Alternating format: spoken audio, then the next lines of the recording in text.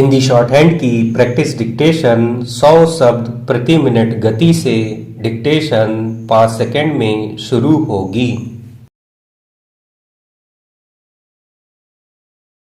Start. महोदय, प्रगति और वृद्धि की दर में तेजी लाने के मार्ग पर चलने के लिए सामूहिक प्रयास की आवश्यकता होती है।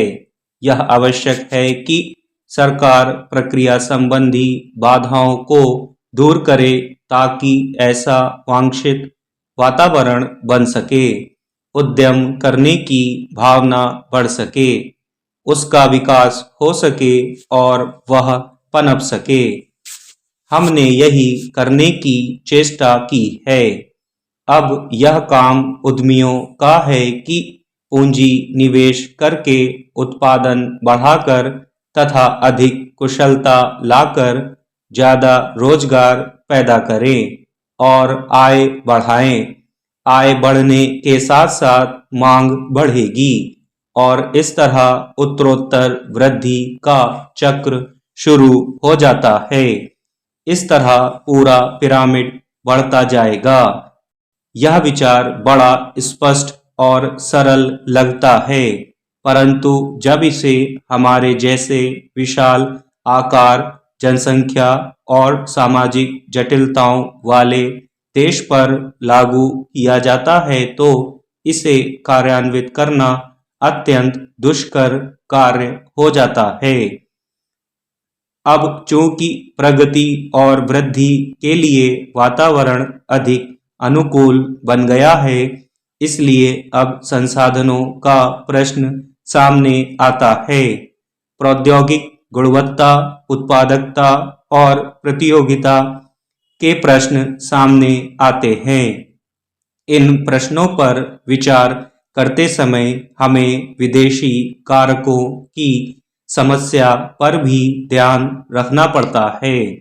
इस संदर्भ में विदेश से निवेश और प्रौद्योगिकी अपने देश में आती रहे, यह प्रश्न प्रासंगिक बन जाता है।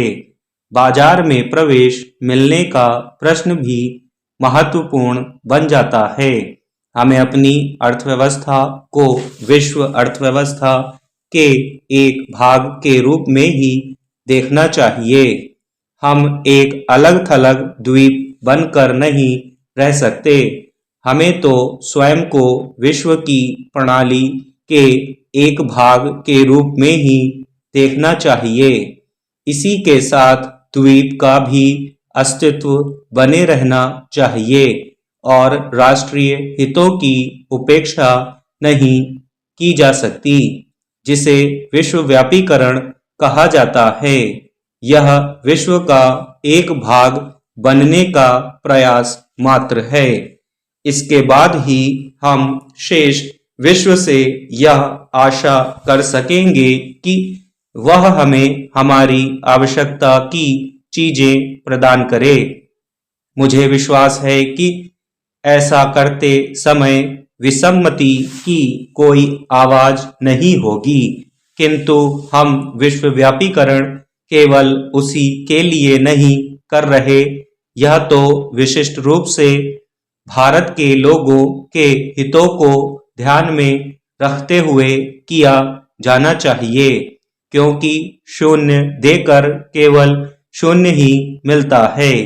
इसलिए हम अपना लक्ष्य तभी प्राप्त कर सकते हैं जब हम यह दिखा दें कि इससे देने वाले और लेने वाले दोनों का लाभ है।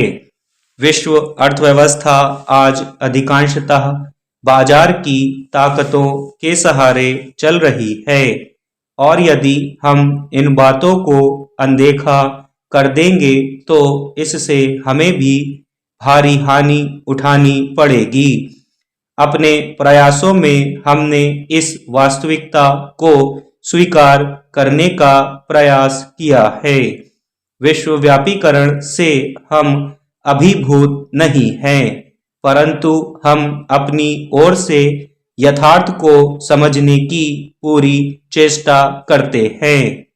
कुछ आलोचकों ने यह कहा है कि विदेशी निवेशकर्ता हमारी अर्थव्यवस्था पर छा जाएंगे। महोदय, इस संबंध में मैं केवल यह कह सकता हूं कि अब तक यद्यपि हमारी नीतियों पर अच्छी प्रतिक्रिया हुई है और विदेशी निवेश आकर्षित हुआ है, परंतु यह हमारी आवश्यकताएं पूरी करने के लिए नितांत अपर्याप्त है। आपको देखकर मुझे ऐसा नहीं लगता कि हमारे ऊपर कल विदेशी निवेशकों के छा जाने का खतरा लग रहा है। मुझे लगता है कि यह उपस्थित आप लोगों में आत्मविश्वास की भावना बड़ी प्रबल है और यही इस प्रकार की आलोचनाओं का सही उत्तर है।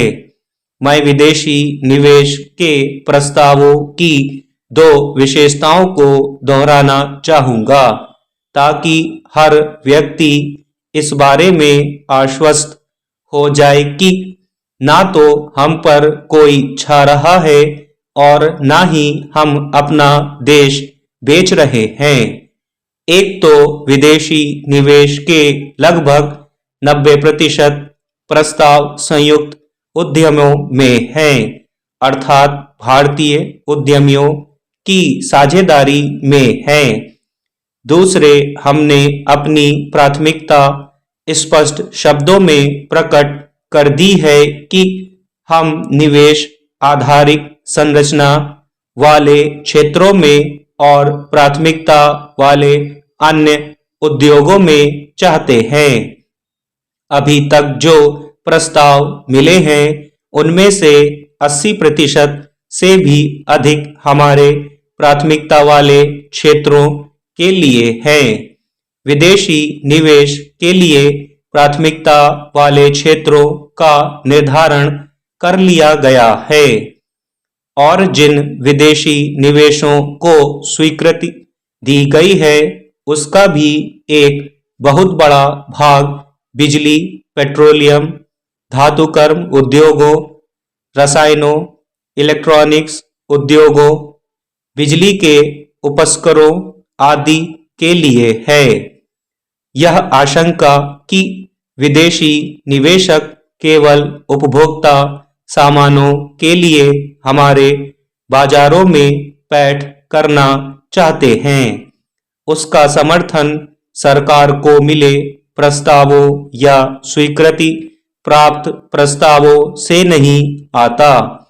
थोड़े से परंतु बहुत अधिक दिख पड़ने वाले मामलों को लेकर गलत प्रभाव पड़ सकता है। औद्योगिक और आधारिक संरचना वाली परियोजनाओं को पूरा होने में लंबा समय लगता है। एक बार जब इन परियोजनाओं में काम शुरू हो जाएगा तो बढ़े हुए उत्पादन और रोजगार के रूप में इनके परिणाम सबके सामने आ जाएंगे।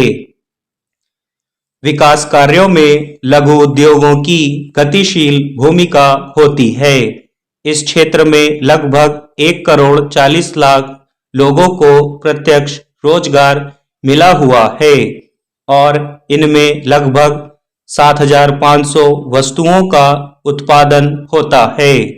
यद्यपि यह क्षेत्र हमारे सुधारों से उचित ढंग से सामंजस्य बिठा रहा है, किंतु सरकार इसे अपना और अधिक समर्थन देगी।